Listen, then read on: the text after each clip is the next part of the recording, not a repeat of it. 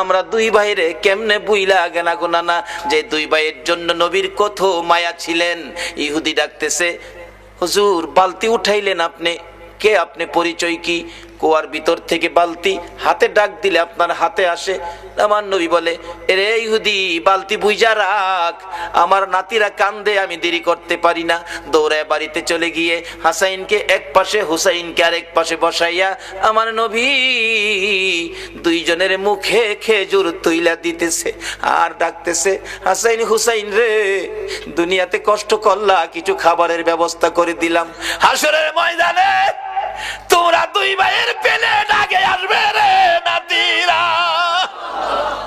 তোমরা দুই ভাইয়ের পাশে পাশে সবাই খাবার পাবে, তোমাদের প্লেটের আগে আমার আল্লাহ কাউরে খাবার দিবে না। কষ্ট করো নাতিদয়, কষ্ট করো, আমি রাসূল তো তোমাদের পক্ষে আছি।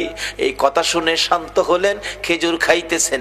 এদিক দিয়ে ইহুদি ডাকতেছে, কার গায়ে হাত তুললাম? যিনি কুয়ার ভিতরে হাত দিলে মৃত বালতি হাতে আসে, আখিরি নবী ছাড়া কেউ হবে না। ভুল করেছি, অন্যায় করেছি, কার সাথে বেয়াদবি করলাম? নিজের হাত নিজে কূপ দিয়া কাইটা ফেলাইছে। কার সাথে বেয়াদবি করছস? বেহুশ। পথিকেরা যাচ্ছে, কুয়ার থেকে পানি উঠাইয়া মাথায় পানি দিলে জ্ঞান ফিরছে। কি হলো তোমার, হাত কাটা কেন, কে কাটছে? ও পথিকেরা, আমার আখিরি নবীর দরবারে লইয়া যা। যাইয়া ডাক দিলে হাতটা কাটা, হাতে লইয়া গেছে। নবী বেরিয়ে আসছেন, আইসা দেখে ওই ইহুদি, আমরা যদি হইতাম আগে হেরে সাইজ কিরা লাইলাম হইলে। নবীর আদর্শ কত সুন্দর। রে ইহুদি, তোমার হাত কাটা কেন? কেন তোমার এই বিপদ, এত কষ্ট, রক্ত ঝরতেছে? হুজুর এই হাত রাসূলের সাথে বেয়াদবি করেছে, আমি হাত কেটে ফেলেছি।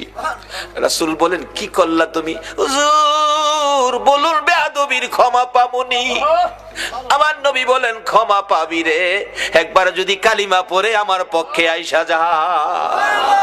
যত বড় অপরাধী হও, আমার নবী যদি তোমার পক্ষে যায়, আমার আল্লাহ বলছে মাফ করে দিব।